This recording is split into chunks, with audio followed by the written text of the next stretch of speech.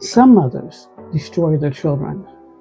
The evil queen from Snow White, Joan Crawford, Mommy Dearest, Margaret White from Carrie, and there's many more. But on the other side, you see the mothers that are looked at as the ideal mother, like June Cleaver and Carol Brady. But we're not talking about those moms today. We're talking about the real moms, the moms that majority are, the ones that are overworked, that are overwhelmed, that are burnt out, that stressed out, that detach from their environment. Those are the mothers we're talking about today. The mothers who we all probably grew up with. More of us grew up with these type of mothers than any of the other.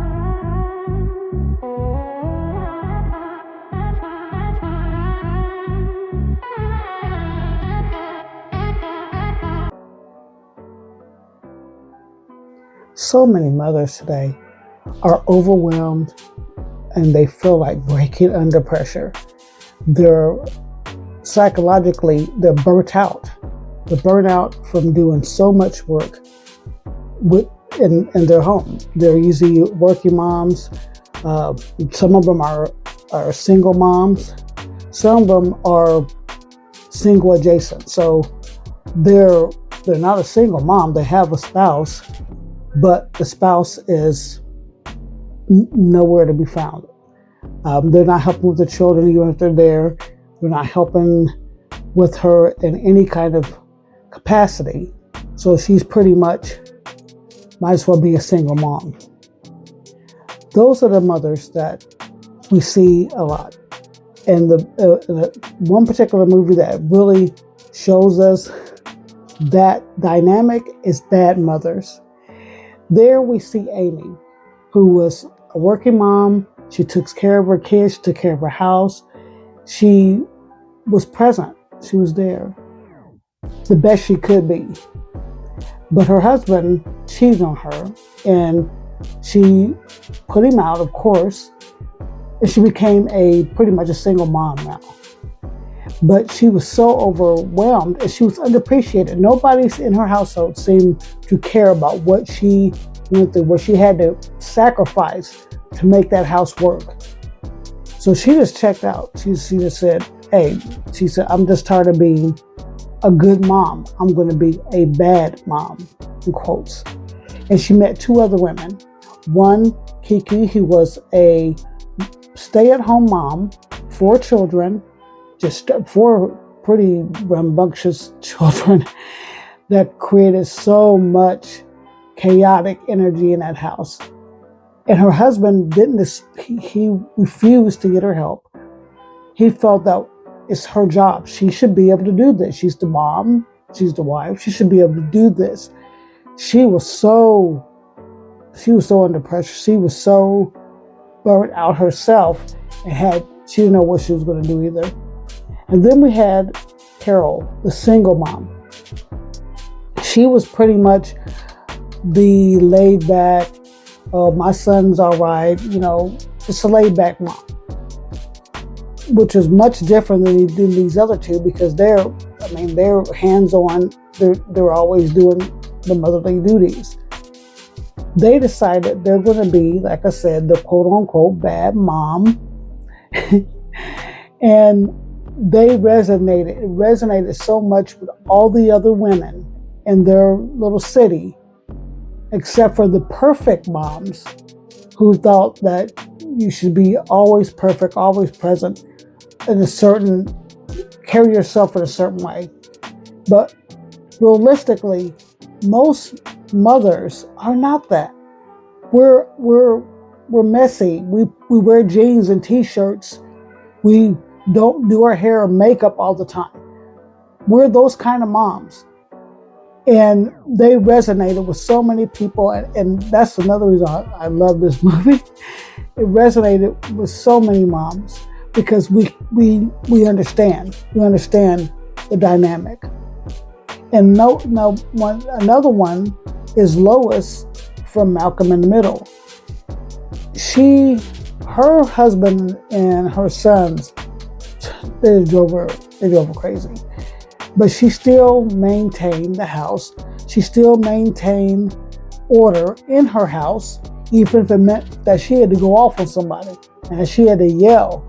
Lois was she was the mom. She took charge on things, and once again, she was doing invisible labor because no one was really understanding everything she did. They just expected her to do it. They were used to her doing everything, so it was.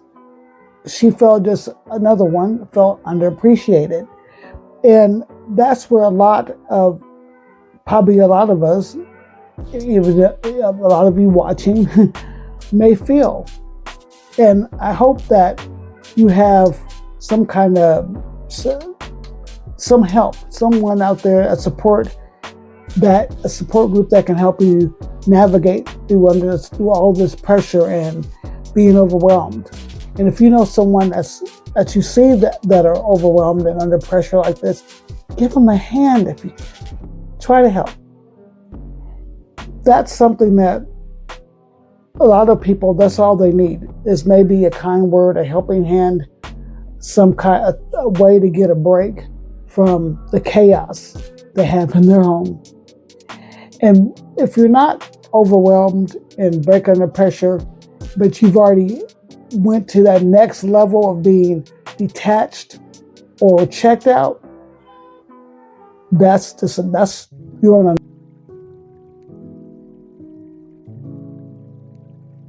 Now, once you've been overwhelmed and burned out for so long, you begin to detach, and like what we call, like, you just checked out.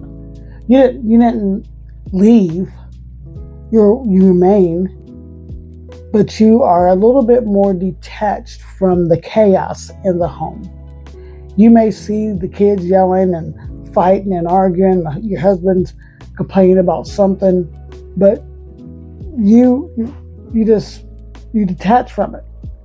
You keep your calm. You keep your wits about you because you find a way to detach from the chaos. Much like you see with Peg Bundy in her household, and the same as you see with Cheryl Hoover in her household. But what is more disturbing with Cheryl is that Cheryl from Little Miss Sunshine, you see that she has to deal with so much pressure and this chaos in her house. And she has a son that won't speak. She has a brother who is suicidal and is living with her, and she has to keep him here present. She has a father who is a heroin addict and a husband that the relationship has went awry. They're no longer together, but they're all in the same house. And she has a small little daughter who all she wants to do is be in a pageant. So Cheryl and the whole family packs up in a van and heads out to get her to this pageant. This road trip, it actually changed some of the dynamic with the family. And you see where Cheryl is always trying to hold everybody and everything together, no matter what. Even if she's going to be the one that gets the brunt of the yelling and just everything thrown at her, she takes it in. She tries to deal with it, but then she detaches herself again. And these mothers, and any mother that are like this, they're not abusive. They just aren't present all the way. And those mothers really need some sort of support. I think as we go through this episode, you'll see that a lot of people just need a major support team, because psychologically they're getting emotional withdrawal. A lot of these women they're burning out, And it doesn't help with the mother's health. It doesn't help with the children feeling seen or secure. And that is one of the issues when it comes to being detached or checked out. Most real mothers aren't toxic, and they're not perfect either. We're just exhausted people trying to raise other humans while figuring our own self out.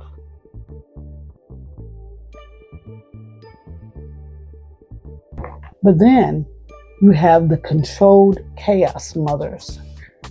Those are the mothers who, even with all the craziness going on in their house, they still find a way to stay in control.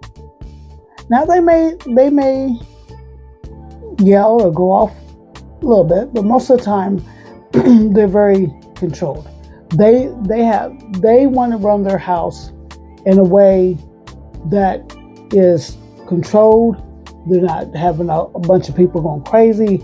You'll see in these households, typically the children are behave. The husbands, they work with the wife. You'll see that the mother will take control. And in Desperate Housewives, we saw that between all the households with these women. They all had to find a way, especially Felicia, especially her. She gave up her high-level job to be the mom, to be a stay-at-home mom. And she did this. She gave it all up because she wanted to be there for her children, and because her husband kind of had felt some type of way because she had made more money than him and was at a higher level than him. And some women do deal with this when they end up becoming more of a breadwinner than the spouse, and it causes some kind of strife in the family. And then you've seen like the single mom. You saw all different kind of dynamics with the Desperate Housewives, but each one of them did have a way that they controlled or took care of their households. And the biggest one that I've seen example of this is Rochelle Rock from Everyone Hates Chris. She definitely took control of her household. She tried to make sure everything was done right. And I bet a lot of us can relate to, you don't pay everybody everything they say. Like she did on the episode when her husband paid the bills and paid that for the full amount, didn't have enough money to pay all the bills. And she was so upset because he did it wrong. You don't do it that way. But she had a way of keeping her household together, and she would take out a darn weapon and knock you upside the head if she had to. That's the kind of mother she was. But she made sure she controlled her household. A lot of these are both the Desperate Housewives group of mothers. And with Rochelle, they could be strict. They were loud sometimes, and sometimes they were overbearing. They were very much the protectors of their family. And a lot of women, a lot of us have some of these traits where we are the controlled chaos in the home. If you're enjoying the episode, remember to subscribe. You'll get more videos like this and more psychological analysis on different movies and TV characters. And I know you'll enjoy it. In fact, in the comments, leave me a message or some kind of a comment on what mother you had. What type of mother was yours?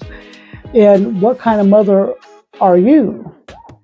Let me know in the comments. Love to read them.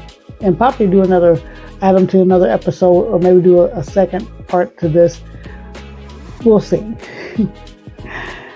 Now, if you are the controlled mom, you're not the overwhelmed, burnout mom, you're not the detached mom, but you might be the best friend mom, like Lorelai from Gilmore's Girls. Those kind of mothers kind of blur the boundaries of what mother is and friend is. And sometimes they get a little too close to fun, supportive. They don't have any boundaries. They don't make boundaries for their family, like you've seen with Lorelai and with her daughter. They don't have a lot of. They kind of avoid the authority because they just want to be the friend. You can't always be a friend to your child. It doesn't work. It doesn't work very well. At some point in time, you're going to have to be the authority figure. You can still be a friend to your child. Like, you still can have that bond where they don't have a problem coming to you with anything. They will tell you anything. They'll talk to you. They're not stressed being around you. You want that. You want that with your children. But you have to have some sort of boundaries at some point in time. The warm and grounded mother, she is emotionally stable.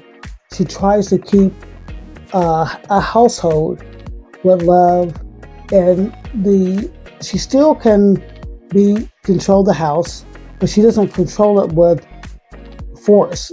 It's pretty much, she controls it. People respect her, and they do what they need to do in the household. We see that with Kitty Forman from That 70s Show. She was such a warm and loving mother, and all of her son's friends loved her. They respected her, and you seen her being able to maintain her house. She wasn't perfect. No one is perfect, but she kept a home, and she kept the chaos down to a minimum as much as she could. And she did it with being just a warm, loving mother. She could, she didn't let nobody walked over her. She didn't let anybody walk over her. She could be strict on some things, but she did it in a way that made people kind of step back and not come at her in a negative or bad way. And that's the type of mom that I attempt to be, and I hope that I have portrayed that throughout my life with my 3 children and my 6 grandchildren.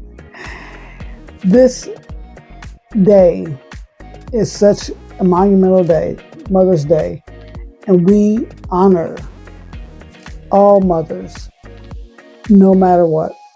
No matter if you are a single mom, a stay-at-home mom, a working mom, a 4-legged friend mom, because that could be a cat or dog, a hamster or guinea pig, any type of mom. We still honor you, and we support you. We support and honor all mothers that have gone on before, all the grandmas, all the aunts that are moms that took in their nieces and nephews and became their mom. It doesn't matter how you're adoptive mom, foster mom, we honor you.